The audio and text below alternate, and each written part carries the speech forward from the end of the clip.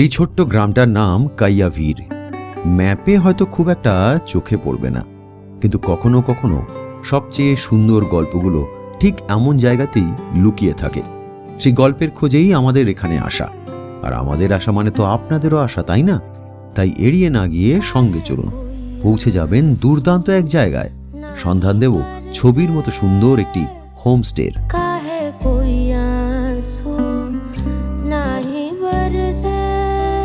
সত্যি মানে এই বৃষ্টি ভেজা পাহাড়েরও একটা অনবদ্য রূপ আছে। কিন্তু এই জায়গাটার অ্যাম্বিয়েন্সটা এত ভালো, যেখানে জাস্ট চুপচাপ বসে থাকতে ভালো লাগবে। একটা ক্যাম্পিং এর এফেক্ট, একটা সিরিন অ্যাটমসফিয়ার চারদিকে। প্রচুর পাখি, শুধু পাখি রাখছে।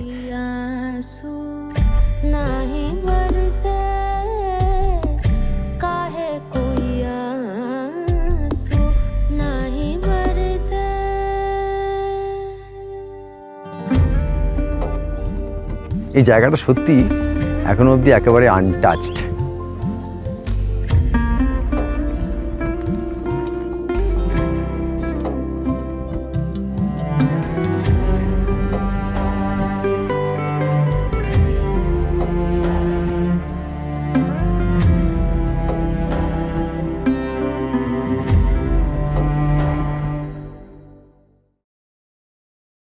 নেহাতি এক শান্ত পাহাড়ি গ্রামের ছবি। সাধারণ একটি পাহাড়ি গ্রাম, যার মাঝখান দিয়ে চলে গিয়েছে কালো পিচের রাস্তা, কিন্তু রাস্তার কোনো গন্তব্য নেই। এই গ্রামেই তার পথ চলা শেষ। উত্তরবঙ্গের দার্জিলিং জেলার এই সাধারণ গ্রামটির নাম কাইয়াভির। অনেকে বলেন পার্মানেন্ট ভিলেজ। বিশুদ্ধ নাম কাইয়াভির পার্মানেন্ট ভিলেজ। কিন্তু কেন এই নাম? তার একটা ইতিহাস অবশ্যই আছে। সেই ইতিহাসের পাতা একটু পরে খুলছি। এই গ্রামে একটা সুন্দর হোমস্টের সন্ধান পেয়েছি, শেরপা কমিউনিটি হোমস্টে। এখানে আসার সন্ধান দিয়েছে মাঝিদুরার রমেশ শেরপা। রমেশ আমার দীর্ঘদিনের বন্ধু। রমেশের আত্মীয় আবার এই লোকসান শেরপা। লোকসান এই কাইয়াভিরের বাসিন্দা। তিনিই বানিয়েছেন এই হোমস্টেটি। এক কথায় খুব সুন্দর। কলকাতার মে মাসের তীব্র গরম থেকে বাঁচতে এখানে এসে দিন কয়েক ঘাপটি মেরে থাকা যেন স্বর্গবাসের সমান। সঙ্গে থাকলে আপনারাও আমাদের সাথে ঘুরে নিতে পারবেন এই ছোট্ট অজানা গ্রামটিকে।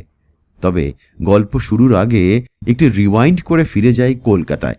তাহলে কলকাতা থেকে এখানে আসার জার্নির একটা ছোট্ট গ্লিম্পস পেয়ে যাবেন আপনারা।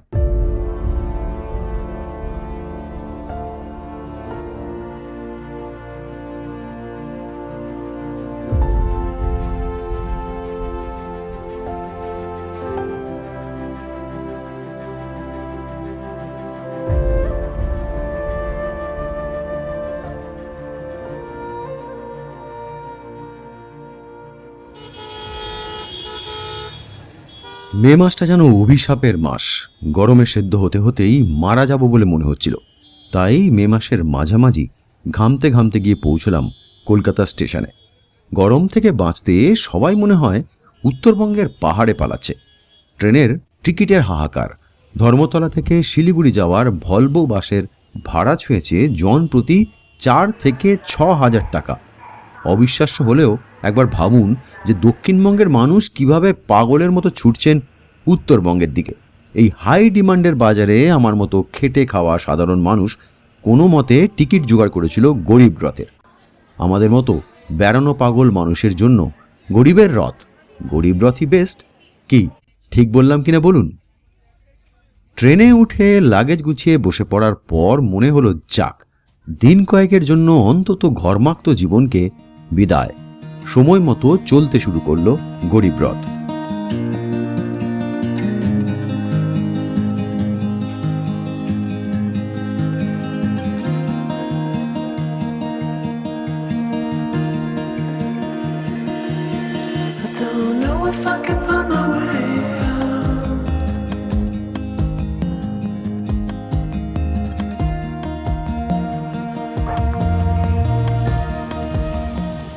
সকালে ঘুম ভাঙতেই ট্রেনের বাইরে উত্তরবঙ্গের রোদ মাখা সকালের ছবি। ছুটন্ত ট্রেনের দরজায় দাঁড়িয়ে সেই সকাল উপভোগ করছিলাম।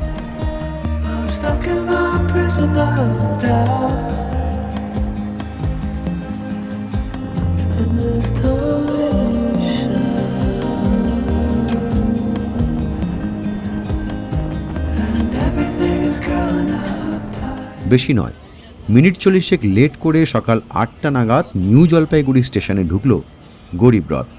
মালপত্র নিয়ে নেমে পড়লাম। প্ল্যাটফর্মে নেমে প্রথমে ঢুকে পড়লাম আইআরসিটিসির ফুড ট্র্যাকে। সকালের ব্রেকফাস্ট এখানেই সেরে নেবো ঠিক করলাম, কারণ এরপর রাস্তায় আর ব্রেক নেওয়ার ব্যাপার নেই। এনজিপি থেকে একটা ম্যাজিক নিয়ে চলে এলাম দার্জিলিং মোড়। দার্জিলিং মোড় থেকে দিনভর সুখিয়ার শেয়ার জিপ সার্ভিস পাওয়া যায়।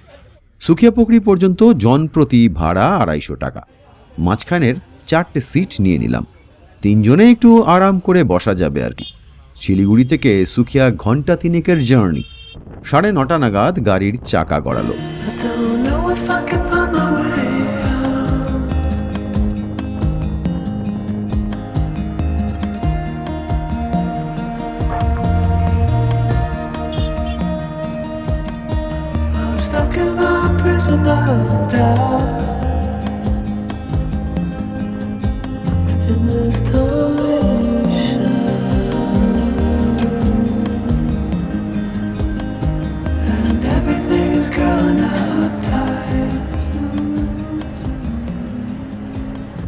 সাড়ে 12টা নাগাদ সুখিয়া পৌঁছে গেলাম।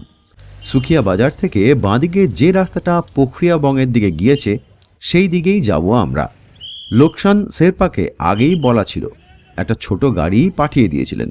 200 টাকার বিনিময়ে আমাদের পৌঁছে দেবে কায়াভির বা পারমেন ভিলেজে। সুখিয়া থেকে কায়াভিরের দূরত্ব মাত্র 2 কিলোমিটার। এই যে রাস্তাটা দেখছেন, এটা সুখিয়া থেকে আসছে। এই সুখিয়া থেকে এসে রাস্তাটা এই যে বাঁ দিকে টার্ন নিলে নিচের দিকে চলে গেলেই হচ্ছে কায়াভির, আর সোজা রাস্তাটা চলে যাচ্ছে পোখরিয়াবং। এই হচ্ছে কায়াভিরের রাস্তাটা, মানে সুখিয়া থেকে যে রাস্তাটা পোখরিয়াবংয়ের দিকে যাচ্ছে সেই রাস্তাটা কিছুটা 2 কিলোমিটার এসে বাঁ দিকে ঢুকে গেলেই এই হচ্ছে কায়াভিরের রাস্তা। এই যে এখান থেকে আর একটু 200 মিটার মতো হবে। দুপুর 1টার মধ্যে দিব্যি আমরা পৌঁছে গেলাম কায়াভির, একটা নির্জন শান্ত পাহাড়ি গ্রাম। মেঘ মেখে আমাদেরই অপেক্ষায় যেন দাঁড়িয়েছিল কায়াভির। কায়াভিরের সাথে প্রাথমিক আলাপ তো আপনাদের হয়েই গেছে। এবার তাহলে চলুন আমাদের থাকার জায়গাটা মিনিট 2-এর মধ্যে দেখে নেব। এখানকার আস্তানাটা কিন্তু খাসা, দেখার মতো। ব্যবস্থাপনাও দারুণ, প্রিমিয়াম ক্যাটাগরির কটেজ। এই শেরপা কমিউনিটি হোমস্টেতে ফেসিলিটি অনুযায়ী বিভিন্ন ক্যাটাগরির রুম বা কটেজ আছে। জনপ্রতি থাকা খাওয়ার খরচ দিন প্রতি 1300 থেকে 1700 টাকার মধ্যে। ওয়াইফাই পরিষেবাও আছে। অনেকটা খোলামেলা জায়গা জুড়ে এই হোমস্টে বা রিসর্টের বিস্তার। এই গেট, এই মেন গেট দিয়ে ঢুকলাম। ঢুকেই এইভাবেই কটেজগুলো ছড়ানো ছেটানো আর কি, মানে পাহাড়ের ধাপে ধাপে কটেজ টাইপের করে রেখেছে এনারা। সুন্দর লুক। এখানেও আছে রুম, আর এগুলো হচ্ছে কটেজ আর কি। এই একটা কটেজ, এই যে উপরে নিচে, আর আমাদের একটা সেপারেট কটেজ দিয়েছে এই যে এইটা। এটা এবার একটু ভেতরটা চলুন ঘুরে একটু দেখে নিই। অল্প সিঁড়ি, বেশি সিঁড়ি কিছু নয়, সামান্য সিঁড়ি। এই হচ্ছে ভেতরটা, এই আর কি কটেজের লুকটা আমি বাইরে থেকে দেখাচ্ছি। এই এবার চলুন ভেতরে। হচ্ছে রুমের ভেতর, খুব সুন্দর একটা প্রিমিয়াম লুক রয়েছে। ডায়নাও রয়েছে, এখানে একটা কাবার্ড রয়েছে, জানলা ফানলা রয়েছে, ফলে আলো বাতাসের কোনো অভাব নেই। টয়লেট যা যা লাগে আর কি, গিজার ফিজার সবই আছে, বেসিন আছে, আয়নাও আছে। এখানে একটা কাবার্ড রাখার, জিনিসপত্র রাখার জায়গা। এই হচ্ছে রুম, একটা বেশ সুন্দর সুন্দর গোছানো, কম্প্যাক্ট। একটা সুন্দর প্রিমিয়াম লুক আছে একটা। একটা সুন্দর বারান্দা আছে, এটা দিয়ে এখন ওয়েদার ক্লিয়ার থাকলে দারুণ ভিউ, সাজানো গোছানো, বা একদম পারফেক্ট একটা সেক্লুশনে কাটানোর জন্য একটা পারফেক্ট জায়গা। বারান্দার প্রচুর পাখি এখানে দাঁড়িয়ে আমি বেশ কিছু পাখি দেখতে পেলাম। প্রচুর পাখি রয়েছে এখানে। এই হচ্ছে একটা সুন্দর বারান্দা, বারান্দা থেকে এই হচ্ছে ভিউ। যদিও মেঘে ঢেকে আছে চারদিকে, কিন্তু মেঘ না থাকলে এখান থেকে পুরো দেখা যায় আর কি সামনের পাইন ফরেস্ট, কায়াভির ফরেস্ট রেঞ্জ এটাকে বলে। খুব সুন্দর জায়গাটাও, খুব সুন্দর, একেবারে নিরিবিলি নির্জন। এই হচ্ছে ব্যালকনি, এই ব্যালকনি, অ্যাটাচ ব্যালকনি, আর এই হচ্ছে রুম। এই দুটো খাট। এই রুমটা দেখালাম এই কারণে রুমটার কনস্ট্রাকশনটা খুব সুন্দর, মানে রুমের অ্যারেঞ্জমেন্টগুলো খুব সুন্দর, বেশ একটা প্রিমিয়াম লুক আছে। ইভেন মনসুনে এসেও থাকতে ভালো লাগবে, যখন লোকে বাইরে বেরোতে পারবে না, মনসুনে এসে যদি এখানে থাকে, এই জায়গাটার অ্যাম্বিয়েন্সটা এত ভালো যেখানে জাস্ট চুপচাপ বসে থাকতে ভালো লাগবে। একটা ক্যাম্পিংয়ের এফেক্ট, একটা সিরিন অ্যাটমসফিয়ার, চারদিকে শুধু পাখির ডাক, অজস্র পাখি, মরশুমি ফুল, সব কিছু মিলিয়ে একদম perfect destination, ideal for honeymoon couples, I must say. হ্যাঁ, এখানে একটা সুন্দর বসার জায়গাও রয়েছে ঠিক জাস্ট কটেজের সামনেই। প্রত্যেকটাই সেপারেট কটেজ, সবারই আলাদা আলাদা প্রাইভেসি রয়েছে। ফলে ওই যে নিচে আরও কটেজ রয়েছে নিচে। আর হ্যাঁ, একেবারে হানিমুন কাপল হলে একদম নিচের দিকেরগুলো নেওয়াই ভালো। এইটা বিশেষ করে এই যে এইটা একটু নিচের দিকে, যদিও দারুণ অ্যাম্বিয়েন্স।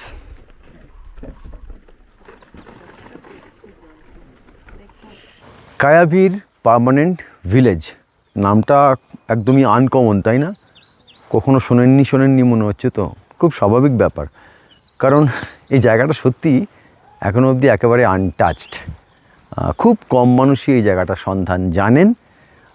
এটা একটা ছোট্ট গ্রাম, সুখিয়া থেকে, মানে দার্জিলিং জেলার সুখিয়া থেকে মাত্র 2 কিলোমিটার নিচের দিকে। প্রায় এই গ্রামটির উচ্চতা হচ্ছে প্রায় 6500 ফুট, কিন্তু অসাধারণের প্রাকৃতিক সৌন্দর্য। পাখির আওয়াজ নিশ্চয়ই পাচ্ছেন, এখানে প্রচুর পাখি আছে, আর একেবারে পুরোটাই পিওর নেচার।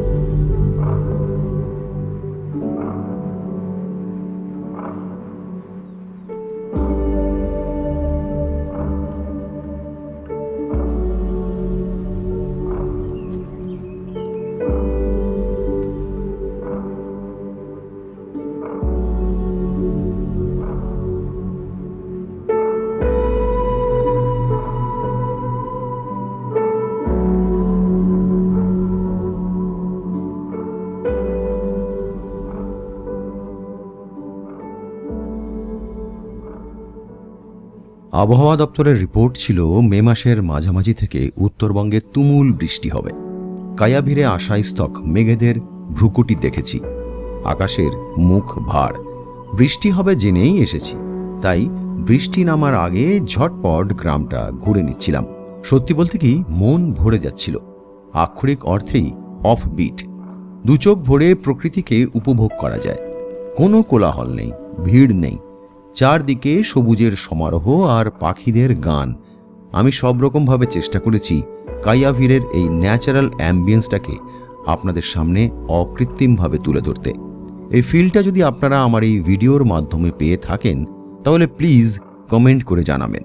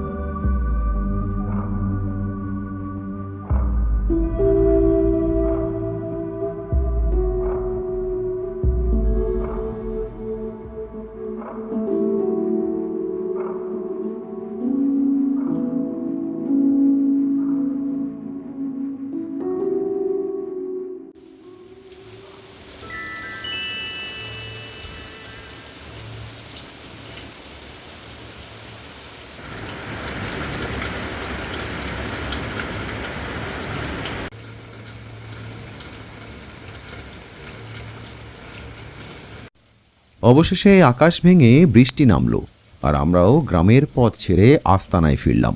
গোটা দুপুর গৃহবন্দী, তবে হোমস্টের বারান্দায় দাঁড়িয়ে বৃষ্টি দেখার কিন্তু একটা মাদকতা আছে। আপনাদের কি মনে হয় জানালে আমার ভালো লাগবে।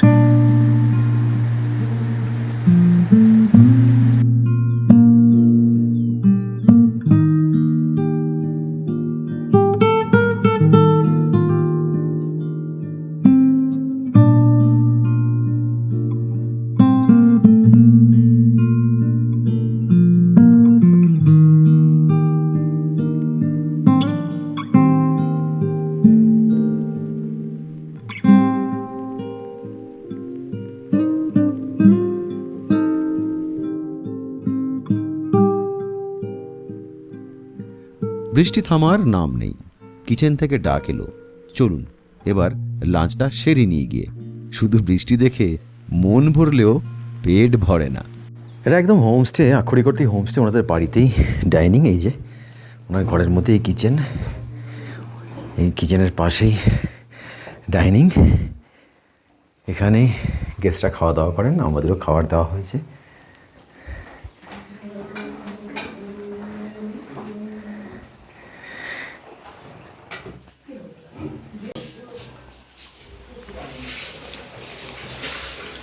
আচ্ছা, মেনুতে কি কি আছে আজকে?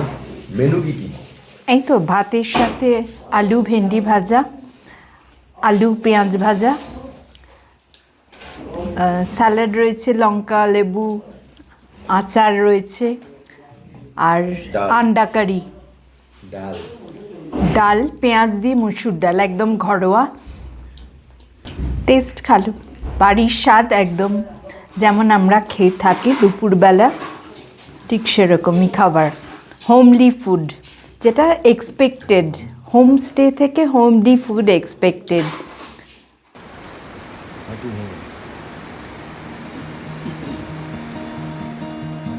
দুপুরের খাওয়া দাওয়া সেরে নিলাম। তারপর দিনভর আমরা কার্যত গৃহবন্দী হয়ে রইলাম। দরজায় দাঁড়িয়ে বৃষ্টি দেখছি। কখনো ঝমঝমিয়ে বৃষ্টি পড়ছে, আবার কখনো ঝিরঝিরে বৃষ্টি।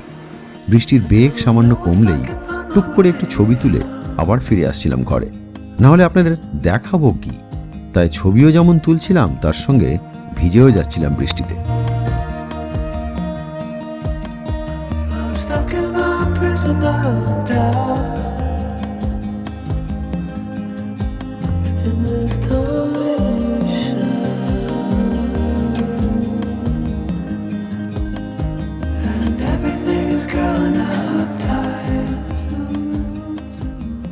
সত্যি কথা বলতে কি, এইরকম বৃষ্টি ভেজা অলস দুপুরের একটা আলাদা মাধুর্য আছে। আপনারা যারা দেখছেন এই মুহূর্তে, তারা বুকে হাত দিয়ে বলুন তো, কলকাতার নাজেহাল গরম থেকে বাঁচতে এরকম একটা পাহাড়ি গ্রামে গিয়ে বৃষ্টি দেখতে কার না ভালো লাগে? কি এরকম একটা অলস বৃষ্টি ভেজা দুপুর চাইছেন তো মনে মনে? মনে মনে চেয়ে থাকলে চটপট কমেন্টে লিখে জানান। বৃষ্টি মাথায় নিয়ে যেন আমরা ঢুকেছি। প্রায় ঘন্টা দুয়েক, 2.5 ঘন্টা 3 ঘন্টা টানা বৃষ্টি হয়ে গেল, শুধু ঝমঝম ঝমঝম। মেঘের আস্তরণ একটু কমেছে, কিন্তু পাহাড়ের নিচ থেকে আরও মেঘ উঠে আসছে। কারণ এই কায়াভির এই জায়গাটা, পুরো নাম তো কায়াভির পার্মানেন্ট ভিলেজ, এই জায়গাটা 6,500 ফুট হাইট, আমি বলেছি আগেই। ফলে কি নিচ থেকে যেন মেঘ উঠে আসছে, একটু ক্লিয়ার হয়েছে এবং বাড়ির বাইরে বেরোতে পেরেছি। এতক্ষণ তো বারান্দা থেকেই বৃষ্টি উপভোগ করলাম। এটা একটা দুটো জিনিস আছে জানেন তো, সেটা হচ্ছে যে রোদ ঝলমলের দিনে এই ধরনের গ্রাম্য পরিবেশগুলো, মানে পাহাড়ি গ্রাম্য পরিবেশগুলোর চিত্র একরকম, তার সৌন্দর্য একরকম, আবার এরকম গাঢ় মেঘ, তারপর ঝমঝমিয়ে বৃষ্টি, তার রূপ আরেক রকম। বৃষ্টি হয়ে যাওয়ার পরে, রীতিমতো কয়েক ঘন্টা ঝমঝমিয়ে বৃষ্টি হওয়ার পরে দেখেছেন সবুজ কীরকম, সবুজ সতেজ হয়ে উঠেছে।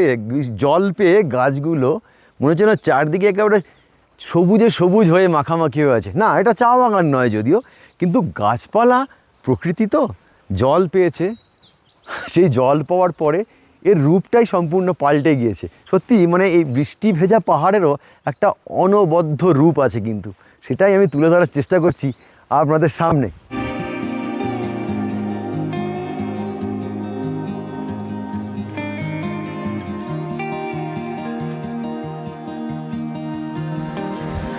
এখানে একটা পার্ক হবে, এটা এখনো চলছে এই পার্কটার কাজ।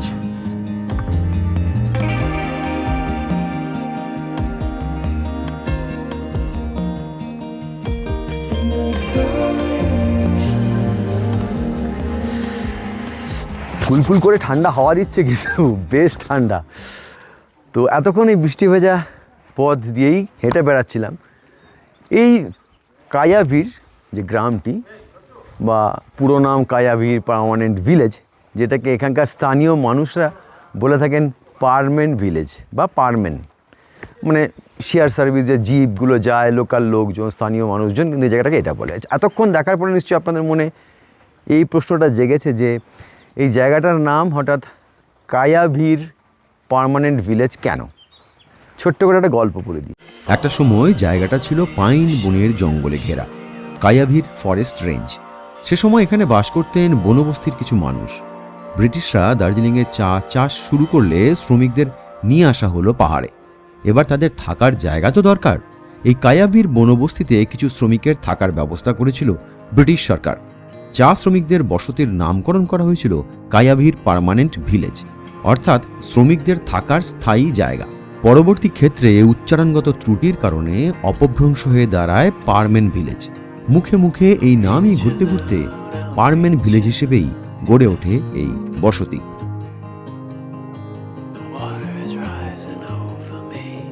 বৃষ্টি ভেজা বিকেল ফুরিয়ে যায় দ্রুত। কায়াভিরে নেমে আসে সন্ধ্যা, আলো জ্বলে ওঠে ঘরে ঘরে। পাহাড়ে সন্ধ্যা নামলে আর কিছু করার থাকে না, তাই চলে এলাম হোমস্টের ঘরে। ঘরে আসতে না আসতেই চলে এলো সান্ধ্যকালীন টিফিন। আজ টিফিনে চায়ের সঙ্গে মোমো। বৃষ্টি ভেজা সন্ধ্যায় চায়ের সঙ্গে মোমো, একেবারে জমে ক্ষীর।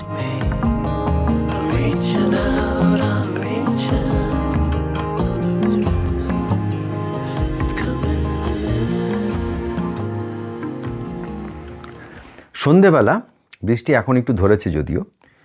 এবার সন্ধেবেলা পাহাড়ি গ্রাম কি করব, দিয়ে গেছে মোমো আর দার্জিলিং টি।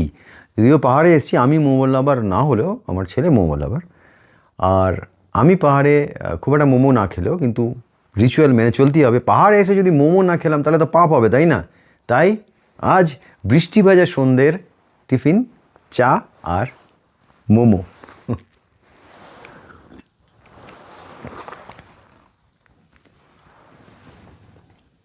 এটা কুয়াশের মোমো, স্বাদ ভালো।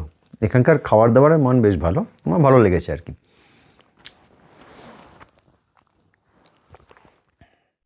রাতের খাবারের ডাক এলো ঠিক রাত 9টায়। রাতের খাওয়া সেরে বাইরে এলাম। বৃষ্টি পড়ছে গুড়ি গুড়ি। হোমস্টেটাকে দেখে মনে হচ্ছে আলোর জাহাজ, অন্ধকারে জল জল করে জ্বলছে। দুর্দান্ত সেই ভিজুয়াল আপনাদের না দেখালে অন্যায় হবে।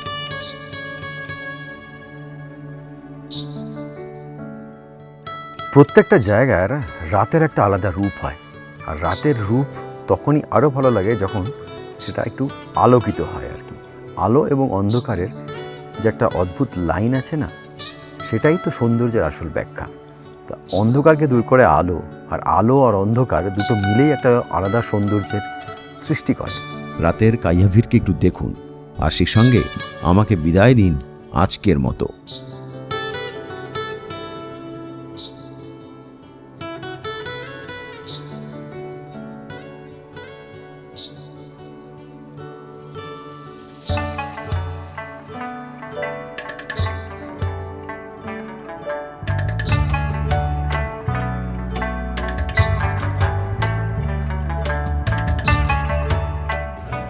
এই পর্বটি যদি ভালো লেগে থাকে তাহলে চ্যানেলটি সাবস্ক্রাইব করে পাশের বেল আইকনটি প্রেস করে নোটিফিকেশন সেটিংস অন করতে ভুলবেন না।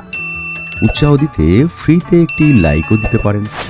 আর যদি আপনার মন ও হৃদয়কে ছুঁয়ে থাকতে পারি তাহলে আপনার সাধ্যমতো এই চ্যানেলটির পাশে দাঁড়াতে পারেন। স্ক্যানার দিয়ে রাখলাম, ইচ্ছে হলে নিতে পারেন চ্যানেলের মেম্বারশিপও। লিংক নিচে দেওয়াই আছে। আমার কোনো দাবি নেই, কিন্তু আপনারা প্রত্যেকেই জানেন যে এই ধরনের ট্রাভেল কন্টেন্ট তৈরি করাটা যথেষ্ট ব্যয় সাপেক্ষ। তাই আপনাদের সহযোগিতা ও ভালোবাসাকে পাথেয় করি আগামী দিনে পথ চলতে চাই। সবাই ভালো থাকুন।